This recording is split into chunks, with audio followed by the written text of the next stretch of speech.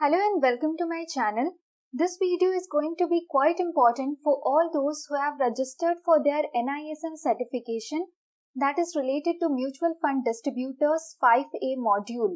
Those who are planning to give NISM examination, again you can rely on these videos. What we have planned is that we would be creating 12 videos in this whole playlist of NISM 5A module that is related to your mutual funds exam. When you have registered, you must have got the study material which would be in PDF format that is quite lengthy and that consists of 12 chapters. So that 12 chapters we will be covering in 12 separate videos which would be included in one single playlist that is of NISM 5A module. So it would be quite easy for you to just watch a video and get the whole understanding of the whole chapter.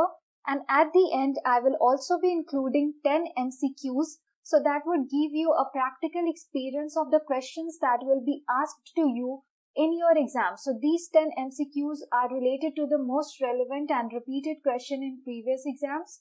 So again, try to attempt that at the end of the video. It would be quite useful for you.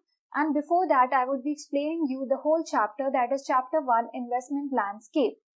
If you like the video, do hit the like button and do not forget to subscribe to the channel and keep a track of this playlist because I'll be uploading more videos related to it. As I already mentioned, there are 12 chapters, so I will be making 12 videos, and then you don't have to study the whole PDF. You can just keep a track of these videos. You can watch the videos, and I assure you that you will be able to clear the exam. Whatever I have covered is almost the whole syllabus I am covering and explaining it to you. So let's start with our first topic, that is why investment. Alright, your chapter will start with why investment. So before that, I think it is necessary that what is investment. So when you are investing your money, that is you are parking your money in a financial asset. Now what could be that financial asset? It could be a mutual fund, it could be shares, it could be that you are buying any property. So you are making investment. It could also be buying gold. So investment could be in any particular financial asset class, but your single motive of investment is that you want to earn profit out of it. So for example, if you are having 10,000 rupees, if you are keeping that in your saving account, you are just earning a little if that would be provided by your saving account. Even if that you are not keeping it in account, you are keeping it in form of cash, you are not earning anything out of that 10,000 rupees. So what you decided that you would be investing that extra 10,000 rupees so that you can earn profit out of it. Now what return percent you want again would be depending on which asset class you have invested. So the mere aim of any investment is to earn profit, is to grow your money. So if you have invested 10,000, for example, you want 15,000 after redeeming it. So 5,000 you want as your profit, that is your target. So whenever you are investing amount, your aim is to earn profit out of it. Your aim is to multiply that cash amount. Your aim is to park that cash in investment classes so that you can earn good returns. Okay, so that is called investment. Now, why investment is necessary? As I already mentioned, the simple way you can say is to earn profit.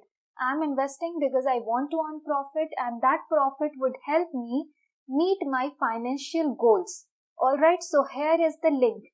Why do I need extra money? Why do I need profit out of my investment amount?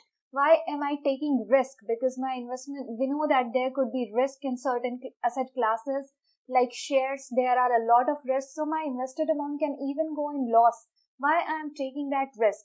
Because I have certain financial goals which I want to meet, and I want to take risks so that I can earn profit and accumulate that wealth to reach my financial goals. Now we know that with our monthly income, with our salary, we are not able to fulfill all our wishes. So there are certain financial objectives. For example, funding a child education. So maybe you are a parent and you want to fund your child's education, that is higher education, post-graduation degree, that is costing you a lot of amount, and you can't bear that out of your salary because that would be disturbing your house budget.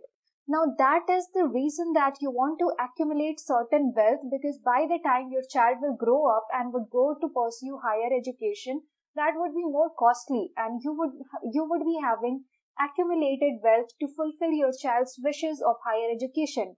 So that is one example. There could be other example like cost of marriage of one's son or daughter, not necessarily your children's marriage. You could be planning your own marriage, and you know that marriages are now costing you a lot.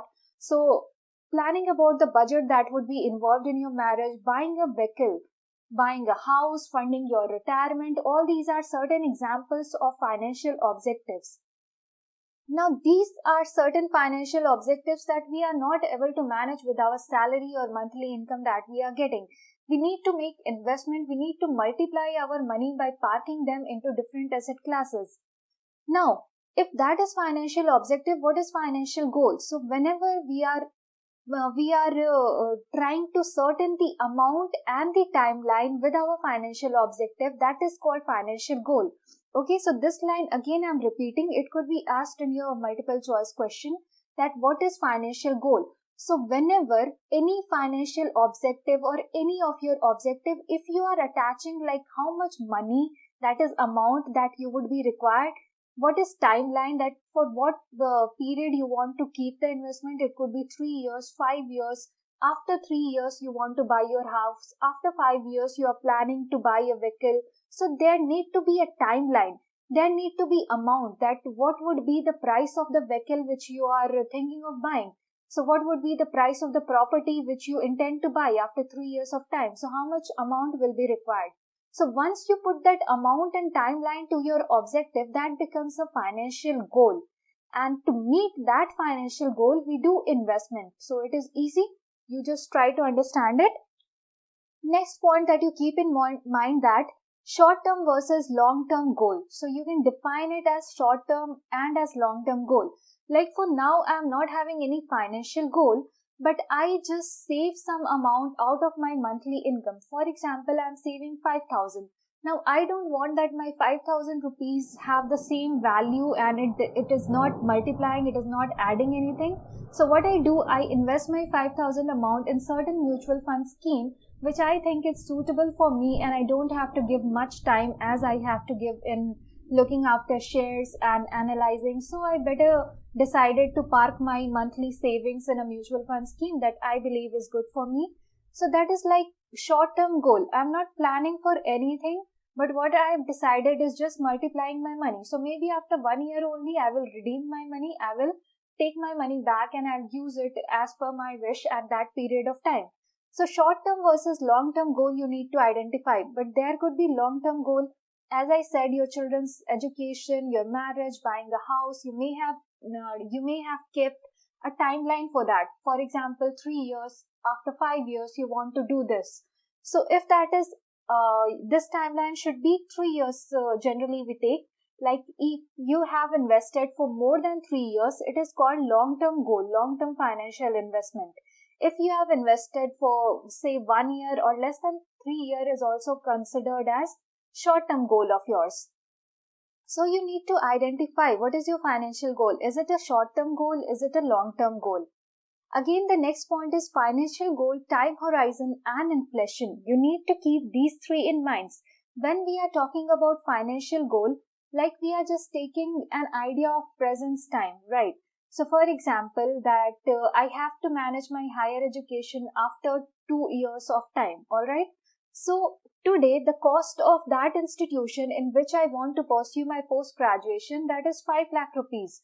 But after 2 years, is it necessary that the course fee would be same as 5 lakh rupees? No, of course not. It may be increased because we know that there is inflation in the market. So with inflation, the value of currency decreases and the prices of commodities and service increases. Keep that in mind. Inflation decreases the value of your money. It increases the prices of commodities and services. So what happened that the same course, same institution that I am getting by 5 lakh rupees, after 2 years, it may cost me 7 lakh rupees. Just assuming.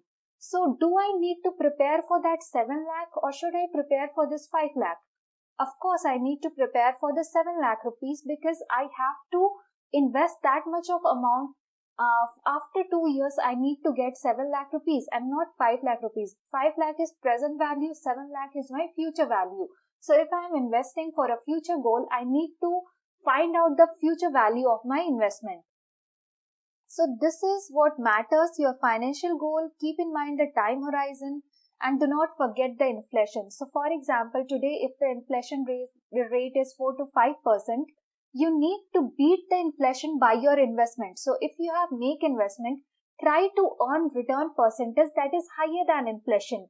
Because if you are earning the same, for example, fixed deposit generally provide you the return percent that is equal to inflation rate. So what would be the benefit? After 1 year, you are getting 4 to 5% interest on your money, but that is equal to inflation. So today at 100 rupees, you are able to buy something. Maybe after 1 year of time, you are giving 104 rupees or 105 rupees to buy the same commodity. So there was inflation of 4% that raised the price. So even if you have parked your 100 rupees and you have made it multiply to 104, what is the difference? You are buying the same amount of commodity. So try to beat the inflation with your investment. Always try to get the return percent that is higher than the prevailing inflation in the market. Now this was all about why investment is necessary. Now let's come to saving or investment. So generally people can get confused between saving and investment. Is it the same thing, or what should you do? Should you save? Should you save? Should you invest? What is necessary? So saving is safety of money. When you are saving, you are trying to keep your money safe. Saving is a good habit, but is it earning you something extra? The answer is no. Saving is a good habit, but save your money to invest your money. That makes more sense, right? If you are saving your money, you are just having the same value of money, which is right there. So if you are saving the money to invest it, you are investing and earning profit out of it. So there are chances that your money is multiplying. So saving is just your safety of money. It's a good habit to accumulate, but always save to invest your money, because investment will make your money earn something, earn profits out of it, so that you can achieve your financial goals easily and you can be more independent. So saving is different from investment, as I already mentioned. Saving is safety of money, investment is parking money to earn profit out of it. Now factors to evaluate investment. Now this all applies to mutual fund investment, alright. So we will be talking in that concern also, taking as an example factors to evaluate investment. So first is safety. Now when we talk about mutual fund schemes, there are different schemes. We see that it is categorized as equity fund, debt fund, hybrid fund. Why is that? So different mutual fund schemes are having different risk parameters. Equity funds are more riskier. It means they are less safer. Debt funds are having less risk. It means they are more safer. So this is how safety comes into picture. Equity is investing your money in shares of the companies. So that is having higher risk, but there is chances of getting higher returns. Debt fund is government securities, bond, debenture, safer instruments. So there is low risk, you are getting lower returns. So safety is one way you can evaluate your investment. Some people want that, they want to invest in such asset classes which are more safer. They don't want to take higher risk. Then there is liquidity. So even when we talk about any mutual fund scheme, for example, opportunities fund, they are having certain exit load. Any mutual fund scheme would be having exit load.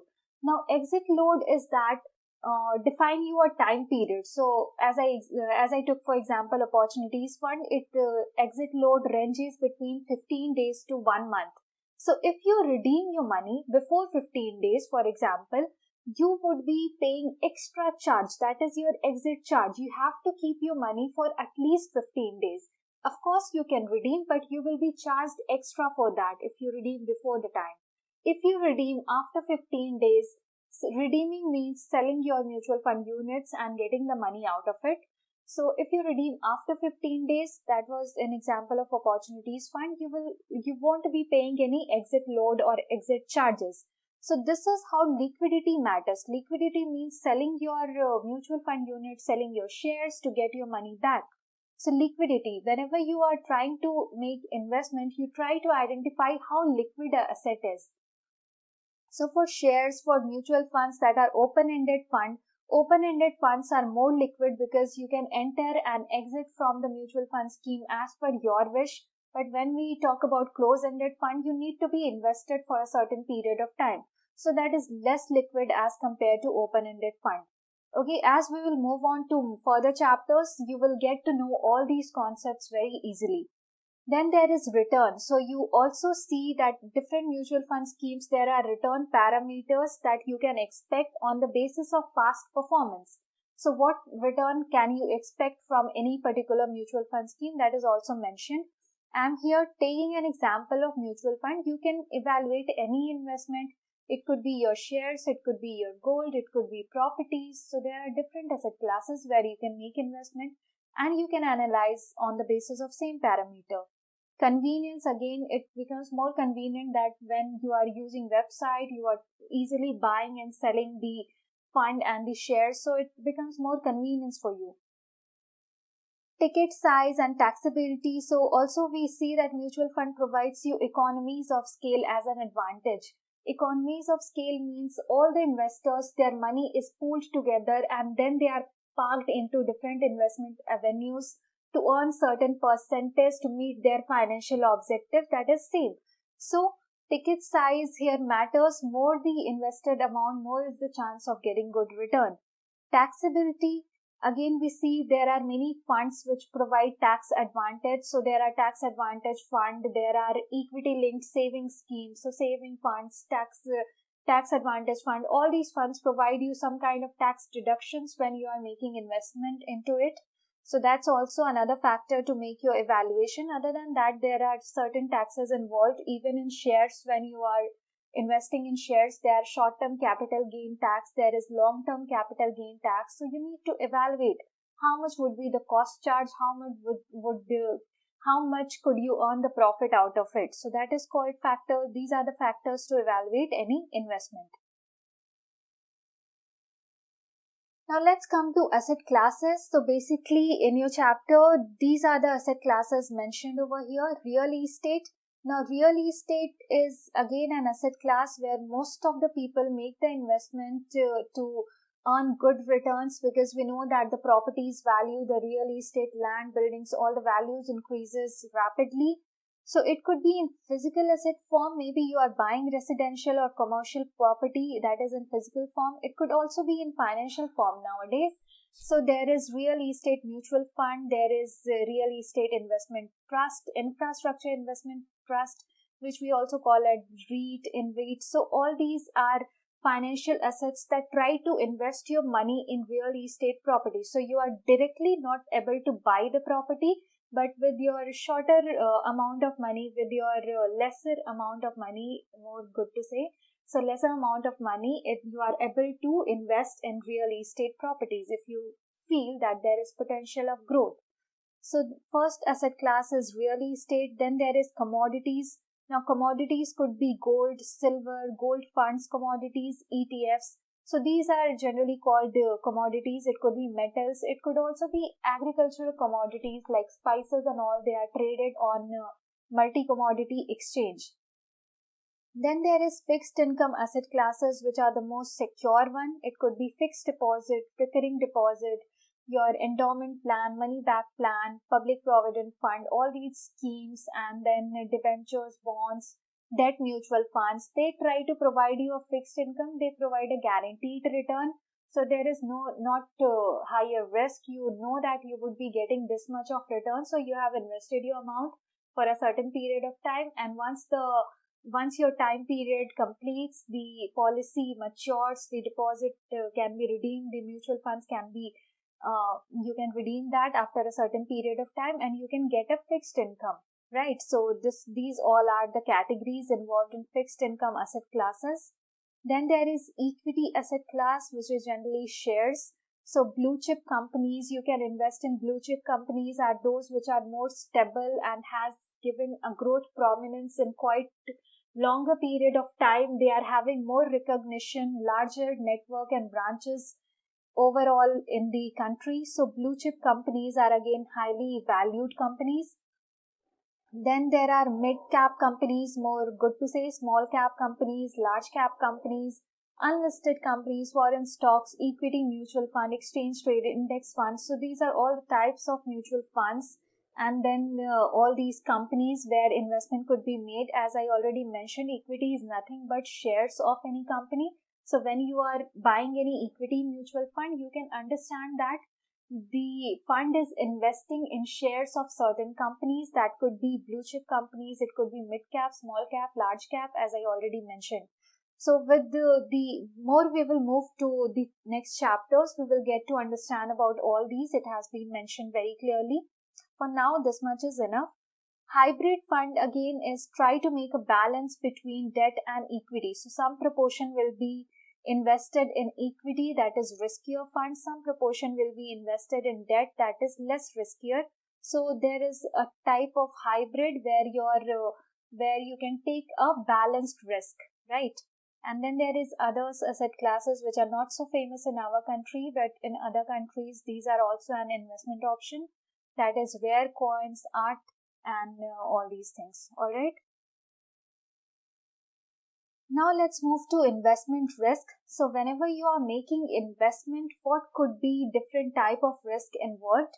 So first one is inflation risk. I will not be explaining this again because I have already mentioned what is inflation. In shorter, it was increase in the prices of commodities and services and decrease in value of your currency. So what you are able to buy today with 100 rupees, you want to be able to buy the same thing after 2 years with the same 100 rupees, right?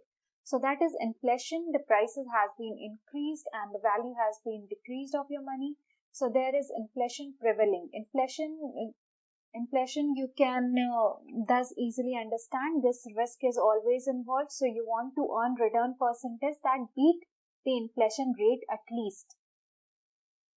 Now let's see liquidity risk. Liquidity also we talked in case of mutual funds, there are open-ended, close-ended funds. Open-end are more liquid, close-ended are lesser liquid because there is holding period, there is investment period before which you can't redeem your money.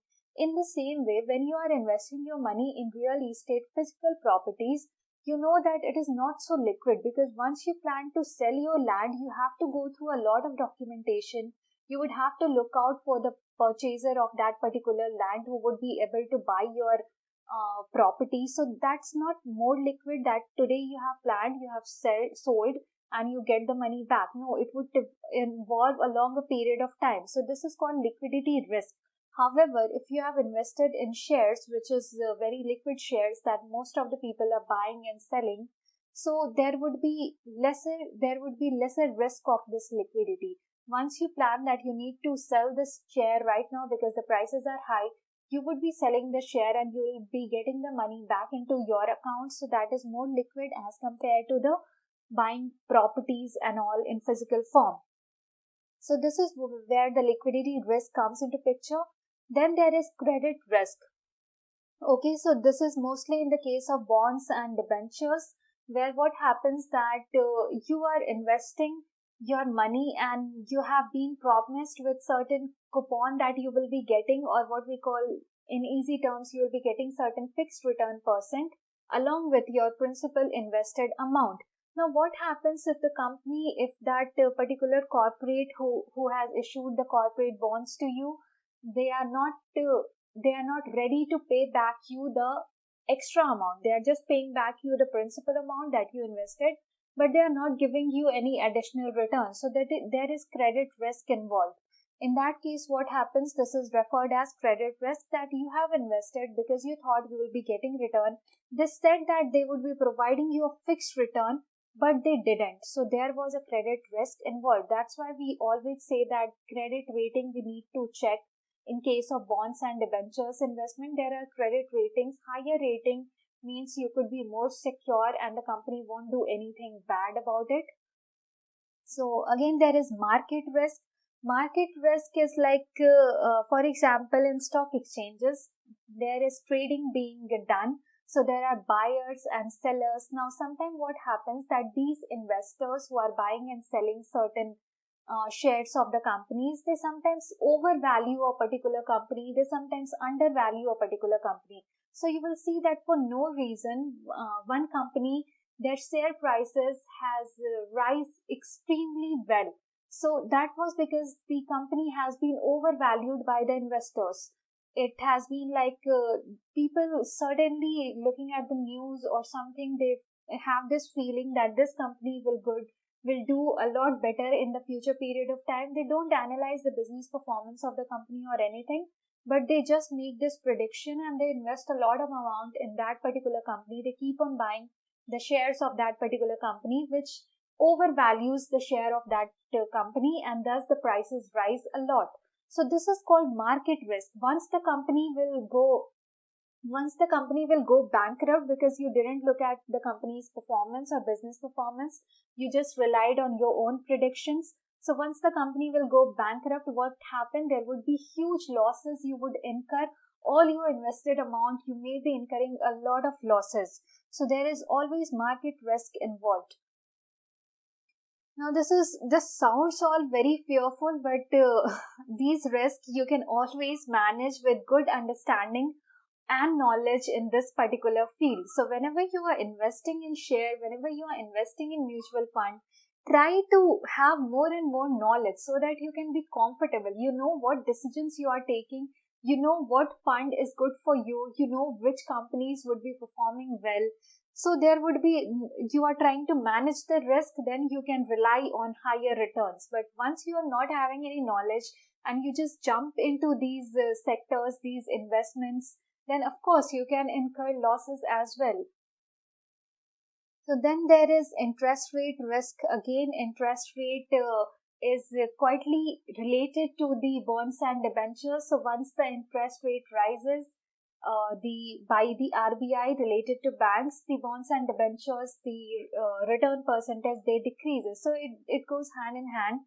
Now this is again called interest rate risk. So these are all the investment risk which you keep in mind. There could be question MCQ related to this. Now here comes one calculation. It's very easy. You can easily understand this. It is related to inflation only. We already talked a lot about inflation. So here's the question. How much money would you need after 5 years to buy the goods you can buy with 10,000 today if inflation is assumed at 8% per annum? Alright. So there is 10,000 rupees in your hand, and after 5 years, if the inflation rate is 8% per annum, how much would you be requiring to buy the same good? Now you can use this formula. Here is amount that you are calculating. Principal is how much you are investing, or whatever is the principal amount, like the present value we can say. Take P as present value, take amount as your future value. Alright, so A is your future value, P is your present value. Then in the bracket you have to keep 1 plus R. R is this rate percentage, that is here in this case it is inflation rate.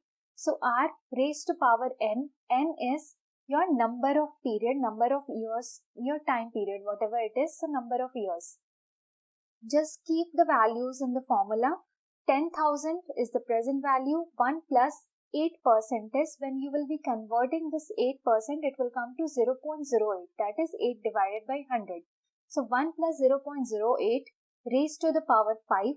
5 is 5 years, right? N is representing number of years. So you'll get the value rupees 14,693. So the same good that you can buy today with 10,000 rupees, you will be buying the same good after 5 years of time with 14,693 rupees. So you have to spend 4,693 extra amount after 5 years to buy the same commodity, right? If there is inflation of 8% per annum. So you can get one question like this. You have to quickly answer that in MCQ. This is simple formula. You just have to put and calculate. Now let's come to risk measure and management strategies. So some people just avoid taking risk. Those are the people who are risk averse. They try to go for secured asset classes, like they try to go for fixed deposits, debt mutual funds, government securities. Also they try to keep their money in their saving account because they want to avoid risk, and That is called risk averse people. They always try to avoid the risk. Then there are people who try to take benefit by taking position in this whole risk scenario of some event. So these are people who are ready to take risk and to get higher returns out of the market. Then there is another category who try to diversify the risk. So diversification is very important. When you are having certain amount, you try to diversify it. For example, that you are having a corpus of 50,000 rupees. Now you try to diversify that corpus in 5 companies, right? If you are investing in shares, so don't just invest all that amount in one particular company. Try to analyze 5 companies that you think have a lot of growth potential, and then you try to invest in all those 5 companies, diversify your corpus. Then you will see that if one company is not performing well, other companies might be performing well. So this is called diversification. Also, you keep in mind that you are not investing all the amount in one particular sector. So like you are investing only in banking sector, or you are investing only in power sector. You try to diversify, right? You try to invest your amount in different sectors that are performing well at that period of time, or you think that these are the sectors that are having good growth potential. So I have chose 3 sectors as such, like infrastructure, technology, and banking. Now I will be choosing 2 companies from each sector, and I'll be diversifying my investment. So that would be a better diversification strategy. Okay, so this one is behavioral biases in investing. So many a time people take wrong decisions. And why are these wrong decisions? You have heard a lot about the risk in share market. There are people who are really fearful because they have lost a lot of their money.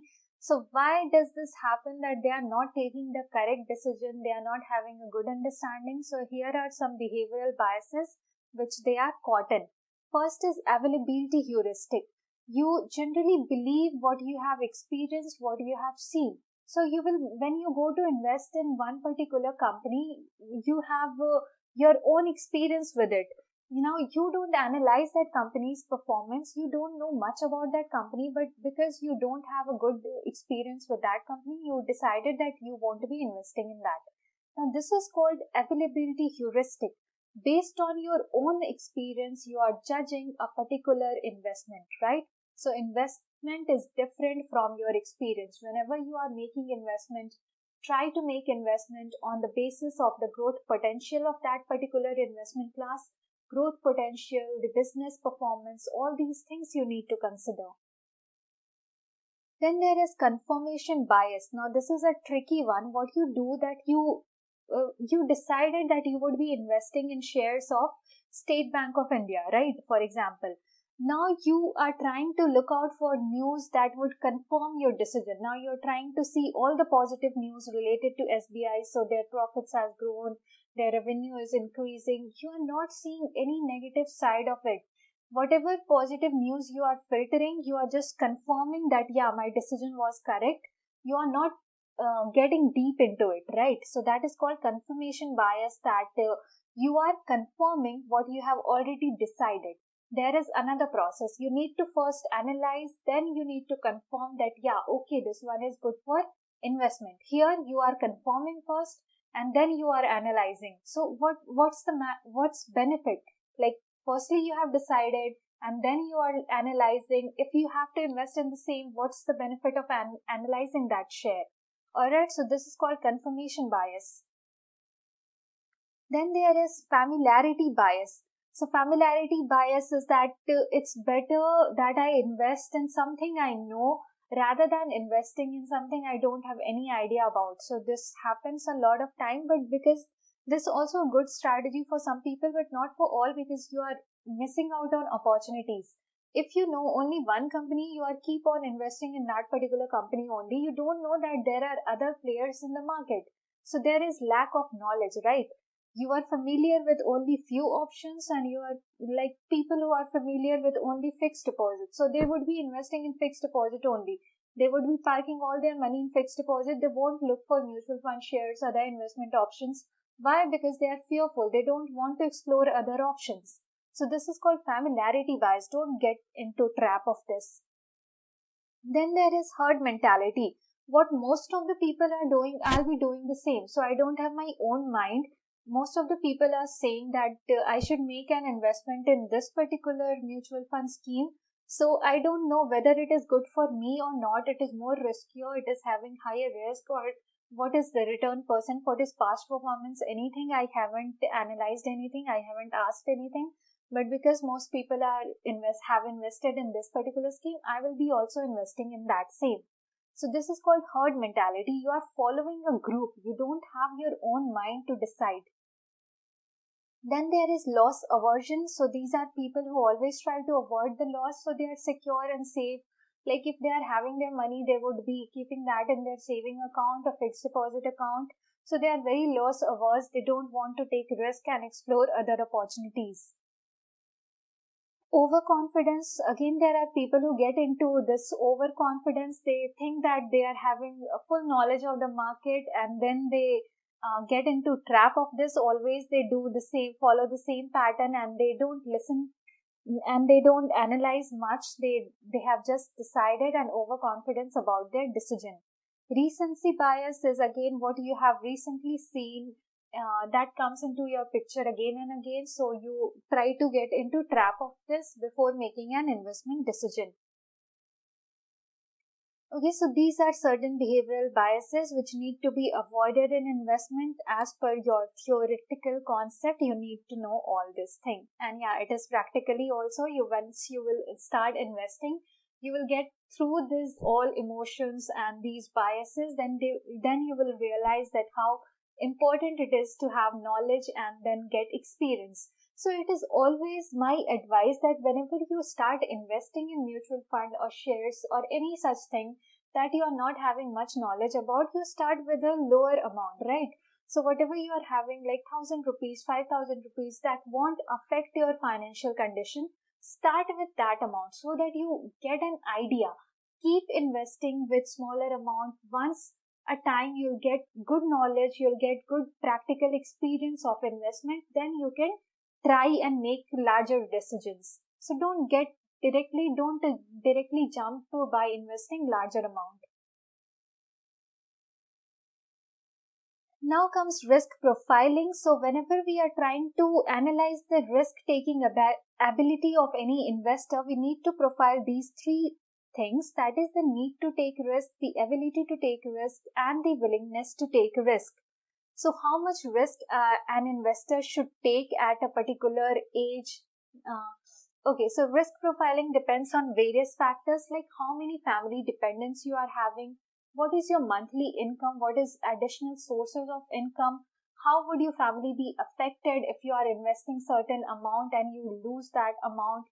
So you need to, there is a risk profiling involves analysis of your risk taking ability. What you are at a younger age, you are not having any dependent. If you are at older age, you are having your children, your wife.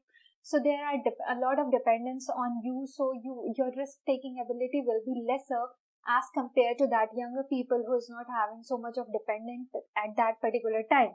So risk profiling need to be done, that how much risk you can take, how much ability and willingness you are having to take risk. So ability will also depend on your sources of income. If you are dependent only on one source of income, it becomes more difficult for you to take higher risk by investing your amount. If you are having 4 to 5 sources, additional sources of income, even if one you are getting loss in certain, there are additional sources of income you can rely upon. So this is how you need to the ability need to be analyzed in risk profiling. The willingness, again, it comes to people's will, that whether they want to take higher risk, whether they want to take balanced risk, it is totally up to their choice. And mutual funds provide different schemes, different options that is suitable as per your risk profile. Now let's talk about asset allocation. So asset allocation is a process of allocating money across various asset categories in line with a stated objective. So it means allocating your money, allocating your investable money in various asset classes so that your financial objective could be achieved. That is what is asset allocation. There are three types basically. First is strategic asset allocation, second is tactical, and third is dynamic or rebalancing. Now strategic, in this what happens, you have investor have decided certain financial goal. I already mentioned examples of financial goal. Now with that financial goal in mind, investment will be done, strategies will be made, and asset will be allocated to achieve that financial goal. So already a strategy is decided and asset is being allocated in such a manner so that financial goal could be achieved. Now tactical asset allocation is that taking advantage of market and focusing on return %. So taking advantage of market and trying to get maximum profit is what makes tactical asset allocation. In strategy, we have one strategy decided and we are going through it. In tactical, we are going through the market, we are trying to take advantage of the market fluctuations. In dynamic or rebalancing, again we try to rebalance the portfolio as and when required. So dynamic is a combination of strategic plus tactical asset allocation.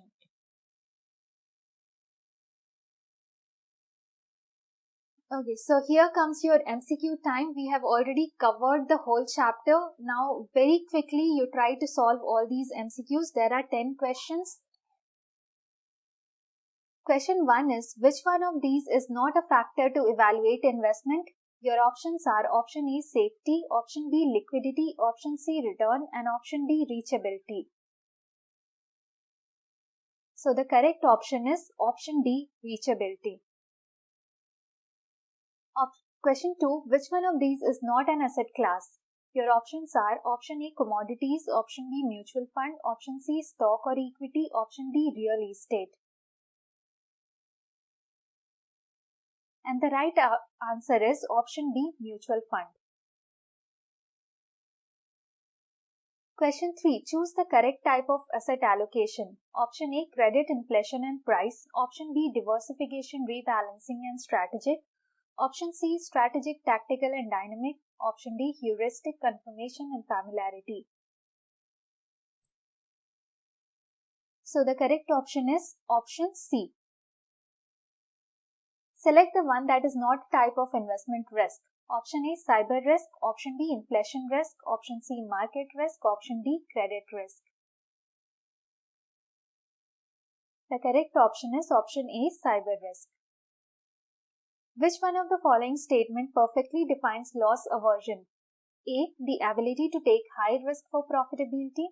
B, a bear market resulting to investor loss. C, one's tendency to prefer avoiding losses. D, one who invests only in equity market. The correct option is option C, one's tendency to prefer avoiding losses. Question 6. What is real rate of return? Option A, return that the investor gets after payment of all expenses. Option B, return that the investor gets after taxes. C, return that the investor gets after adjusting the risk. D, return that the investor gets after adjusting inflation. Correct option is return that the investor gets after adjusting inflation. The purchasing power of currency changes on account of which of the following? Option A, asset allocation. Option B, compound interest. Option C, inflation. Option D, diversification. The correct answer is option C, inflation. What is asset allocation?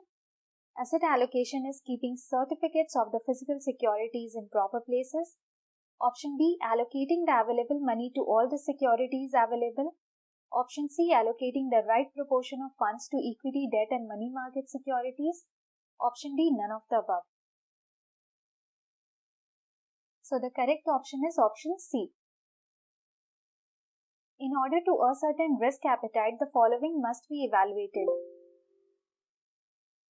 Option A, the need to take risk. Option B, the ability to take risk. Option C, the willingness. And option D, all of the above. So the correct option is option D. What is diversification? Option A, to diversify the investment amount in periodic manner. Investing across various asset classes to spread the risk of loss. Option C, investing in sector funds generates a way to diversification. Option D, it is an investment style to reduce inflation risk. So the correct option is option B, investing across various asset classes to spread the risk of loss. Thank you for watching. Do show your support and subscribe to the channel. Any problem related to this video, you can put in the comments section. I will reply to your comments. And thanks a lot.